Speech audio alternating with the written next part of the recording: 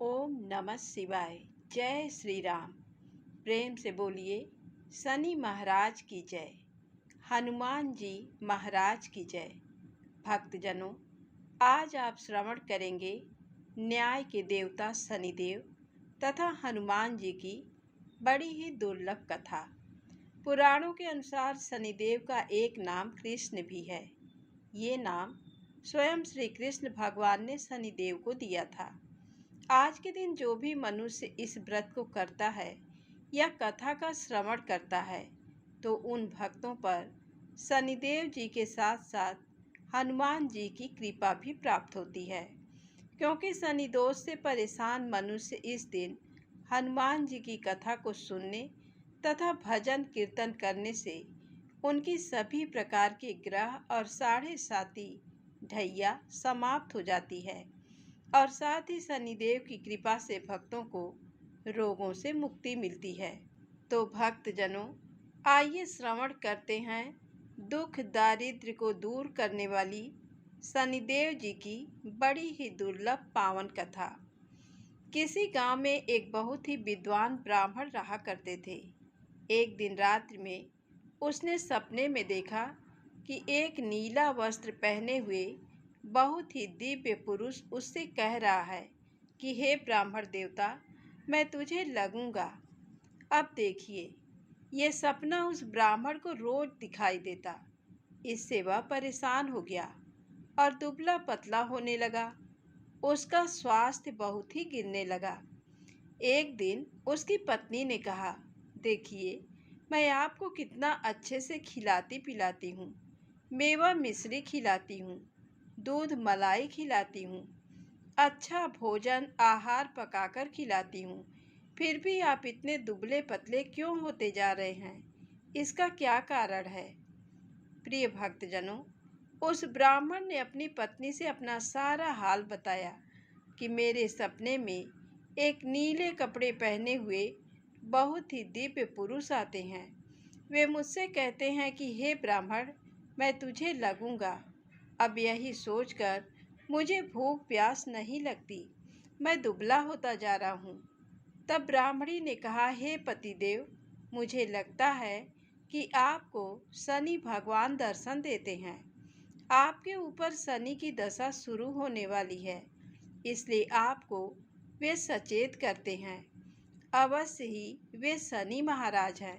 अब की बार जब दिखें तो आप उनसे कहिएगा कि आप मुझे सिर्फ सवा पहर ही लगना। प्रिय भक्तजनों, उसी दिन जब रात्रि होती है तो ब्राह्मण फिर से सोता है और उसके सपने में शनि भगवान दर्शन देते हैं और कहते हैं, हे ब्राह्मण, आज मैं तुम्हें लगूंगा। तब ब्राह्मण ने कहा, हे भगवान, यदि आप लगना ही चाहते हैं तो लग जाइए, लेकिन ये बताइए आप कितने दिनों के लिए लगोगे? तब शनिदेव जी ने कहा, हे ब्राह्मण, तुम्हारे ऊपर साढ़े साती शुरू होने वाली है, मैं तुम पर 7 साल के लिए लगूंगा। तब ब्राह्मण ने कहा, क्षमा कीजिए भगवान, इतना भारी तो मुझसे झेला नहीं जाएगा, 7 साल बहुत हैं। तब शनिदेव जी बोले, अच्छा 5 वर्ष के लिए लगूंगा।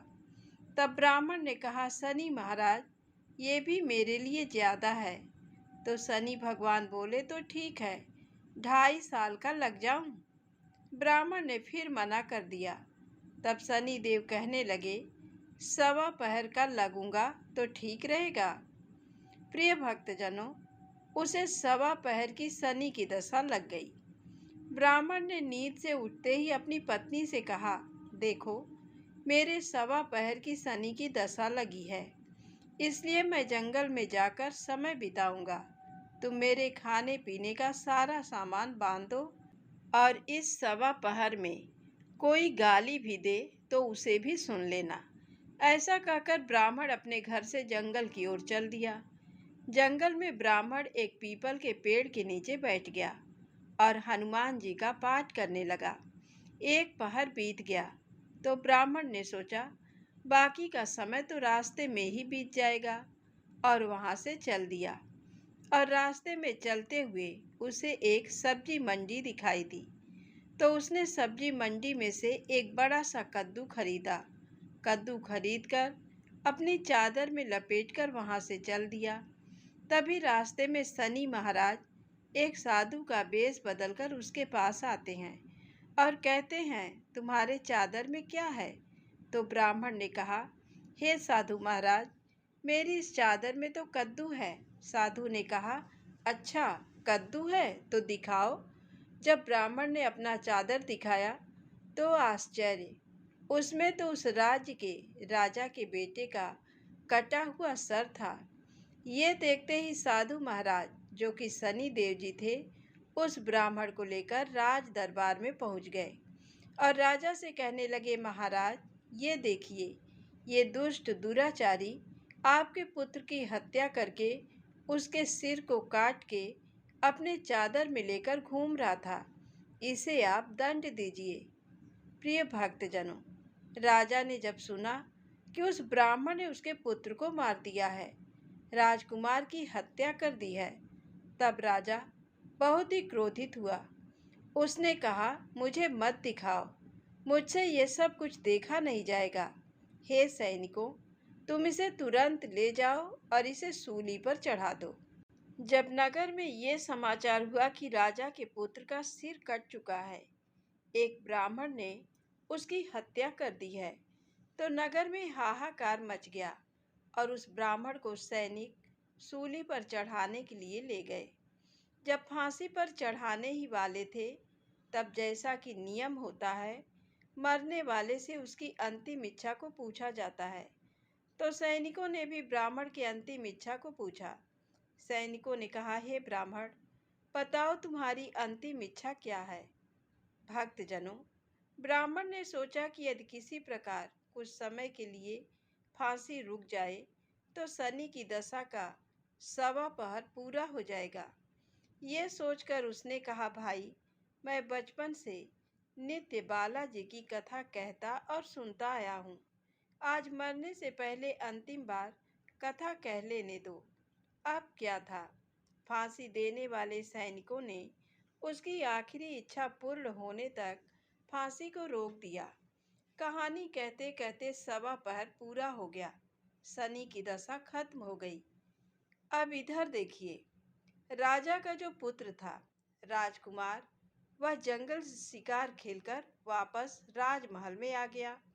राजमहल में राजकुमार को देखते ही राजा बड़ा ही प्रसन्न हुआ, लेकिन मन ही मन उसे डर भी लगा। यदि उस निर्दोष ब्राह्मण को फांसी चढ़ा दिया गया होगा तो ब्राह्मण हत्या का दोष लग जाएगा। अब क्या था? राजा ने 2 घुड़सवार को जल्दी से फांसी घर की तरफ दौड़ाया और ब्राह्मण को आदर सहित दरबार में आने का हुक्म दिया। ब्राह्मण राज दरबार में उपस्थित हुआ तो राजा ने क्षमा याचना मांगते हुए कहा कि आपके बगल में जो चादर है उसे खोलकर दिखाओ। राजा के आज्ञा के अनुसार ब्राह्मण ने चादर खोली तो उसमें कद्दू था।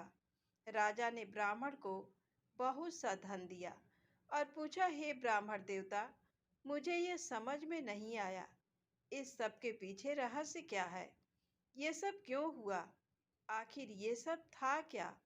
तब ब्राह्मण ने कहा, हे महाराज, मुझे 1.25 पहर की शनि की दशा लगी थी, इसलिए ये सब कुछ हुआ।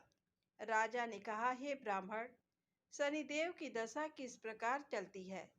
तो ब्राह्मण ने कहा, हे राजन, यदि राजा या सेठ को ये दशा लगती है तो काला हाथी या काला घोड़ा दान करना चाहिए। गरीब को शनि की दशा लगती है तो पीपल की पूजा करनी चाहिए और शनि की कहानी सुननी चाहिए। तिल, तेल और काला उड़द आदि का दान करें। काले कुत्ते को तेल चुपड़ी रोटी खिलाएं तो शनि की दशा उतर जाएगी। राजा ने उस ब्राह्मण को कद्दू वापस कर दिया। अब घर जाकर ब्राह्मण ने कद्दू अपनी पत्नी को दिया। जब उसकी पत्नी ने सब्जी बनाने के लिए उस कद्दू को काटा तो उसके बीजों की जगह हीरे मोती निकलने लगे। तब ब्राह्मणी ने पूछा, हे पतिदेव, ये सब क्या है? इसमें से हीरे मोती कैसे निकल रहे हैं? इसे कहाँ से लाए हैं? तब ब्राह्मण ने कहा, हे प्रिय, जब शनि की दशा लगी थी तो ये कद्दू कुंवर का सिर बन गया था, और जब दशा उतरी है तो शनि महाराज ने कैसे निहाल कर दिया, हमें माला माल कर दिया। हे शनि देवता, जैसे ब्राह्मण को शनि की दशा लगी वैसे किसी को भी शनि की दशा ना लगे। जैसे ब्राह्मण को धन दौलत मिला वैसे सबको धन दौलत मिले। कथा कहानी कहते सुनते हुंकार भरते सबको मिले। तो बोलिए श्री शनिदेव महाराज की जय हो। ओम नमः शिवाय। प्रिय भक्तजनों, आइए अब सुनते हैं भगवान शनिदेव की दूसरी कथा। ये कथा सुनने से भक्तों को मनोवांछित फल की प्राप्ति होती है। नर्मदा नदी के किनारे एक गांव में बहुत ही बड़े साहूकार का परिवार निवास करता था। साहूकार की मृत्यु हो चुकी थी। घर में साहूकारनी और उसके 2 बेटे, एक बड़ी बहू थी। साहूकारनी का छोटा बेटा मानसिक रोग से ग्रस्त था। उसकी मानसिक स्थिति ठीक नहीं थी। साहूकारनी की बड़ी बहू तारा को विवाह के कई वर्ष बीत गए थे, पर अभी तक उसे संतान नहीं हुई थी। तारा को सदैव यही भय था कि कहीं उसके पति संतान पाने के लिए दूसरा विवाह ना कर लें। यदि उसके पति ने दूसरा विवाह कर लिया तो उसे सौतन का दुख सहना पड़ेगा। प्रिय भक्तजनों, इसी डर से तारा ने एक योजना बनाई और उसने अपने घर में काम करने वाली नौकरानी चंदा से अपने देवर चंदन का विवाह कराने के लिए अपनी सास साहूकारनी तथा अपने पति को मना लिया। चंदा स्वभाव से बड़ी ही दयालु तथा कृष्ण भक्त थी। वह बचपन से ही उसी साहूकार के घर में काम करती थी। उसका अपना कोई नहीं था। अब चंदा का विवाह मानसिक रोगी चंदन से करा दिया गया। कुछ साल बाद चंदा ने एक सुंदर पुत्र को जन्म भी दिया, किंतु चंदा की जेठानी तारा ने चंदा का बच्चा छीन लिया और उसे घर से धक्के मारकर बाहर निकाल दिया। और तारा ने अपने पति को भी अपने पक्ष में कर लिया। बेचारा चंदन तो मानसिक रोगी था, वह कर भी क्या सकता था, और वह साहूकारनी चाह कर भी कुछ ना कर सकी। प्रिय भक्तजनों, दरअसल में ये तो तारा की चाल थी। उसने तो कभी चंदा को अपनी देवरानी माना ही नहीं। वह तो सिर्फ चंदा से उसका बच्चा लेना चाहती थी ताकि उसे पाल पोसकर अपना नाम दे सके। अब देखिए, चंदा के बार बार रोने गिड़गिड़ाने पर भी तारा नहीं मानी और उसे गांव से ही निकाल दिया। अब चंदा गांव गांव भटकने लगी। भटकते भटकते वह कृष्ण जी के एक पुराने मंदिर में पहुंच गई। वहीं पर उसने प्रभु से न्याय की गुहार लगाई। वह अपना सर भगवान की चौखट पर पटकने लगी और लगातार ओम कृष्णाय नमः मंत्र का जप भी करती रही। तो प्रिय भक्तजनों, उस स्त्री की करुण पुकार न्याय के देवता शनि देव ने सुनी तथा भगवान श्री कृष्ण के आदेश से तुरंत चंदा के पास उपस्थित हो गए और साधारण मनुष्य का रूप धारण करके उसे अपने आप को कष्ट न पहुंचाने के लिए कहा और कहा, हे बहन, तुम भगवान श्री कृष्ण पर विश्वास रखो और ओम श्री कृष्णाय नमः मंत्र का जप करती रहो। तुम्हारा अवश्य ही कल्याण होगा। तुम्हारे जो भी दुख हैं सब भगवान श्री कृष्ण हर लेंगे और शनिदेव की कृपा से तुम्हारा मंगल होगा। ये सुनकर चंदा भगवान श्री कृष्ण की आराधना में लग जाती है और शनिदेव का ध्यान करते हुए ओम कृष्णाय नमः मंत्र का जप करने लगी। अब शनिदेव एक साधु का वेश बदलकर साहूकार के घर पहुंच गए और अलख निरंजन का अलख जगाने लगे। तब घर से बाहर साहूकारनी निकली और उसने भिक्षा देकर उन्हें प्रणाम किया। तब साधु रूपी शनिदेव ने कहा, हे देवी, मैंने सुना है आपके घर में कोई मानसिक रोगी है। मैंने 7 सालों से हिमालय के जंगलों में भटकते हुए बहुत ही दुर्लभ जड़ी बूटी इकट्ठी की है जो हर प्रकार के रोगों को समाप्त कर देती है। यदि आप कहें तो मैं आपके घर के मरीज को ठीक कर सकता हूँ। प्रिय भक्तजनों, उस साहूकारनी ने कहा, हे महात्मा, अहो भाग्य जो आप यहाँ पधारे।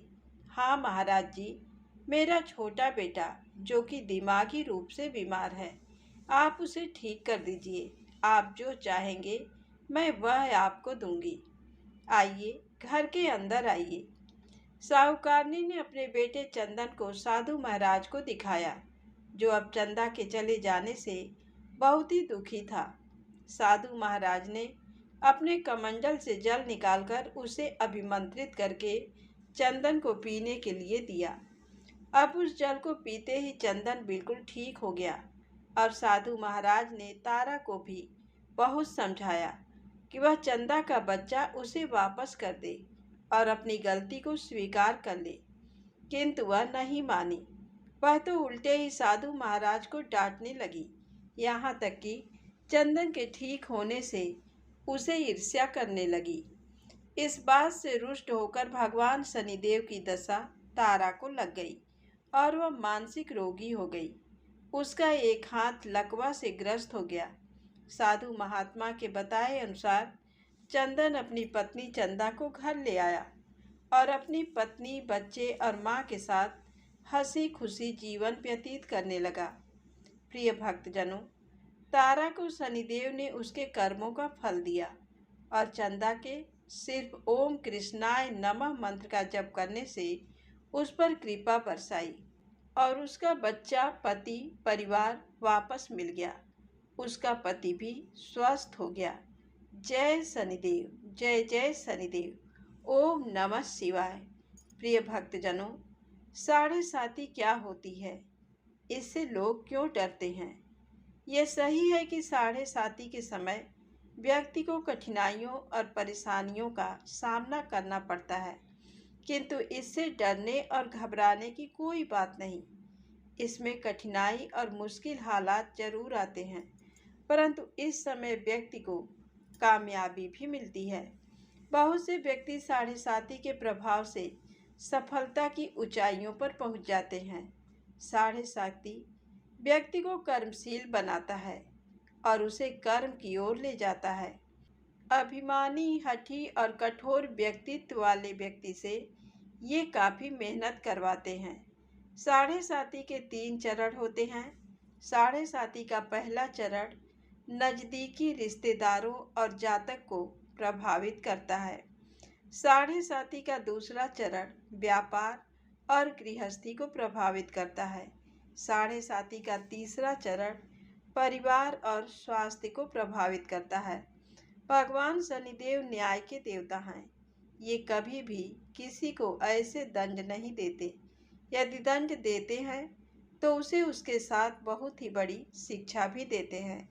जैसे एक माता अपने पुत्र की गलती पर उसे दंड देती है, उसकी भलाई के लिए, उसे सही मार्ग पर जाने के लिए, ठीक वैसे ही शनिदेव कर्म और न्याय के पथ पर चलने के लिए मनुष्य को दंड देते हैं, ताकि वह डरकर आगे ऐसा कार्य ना करे और अपने जीवन को सरल और सार्थक बनाए।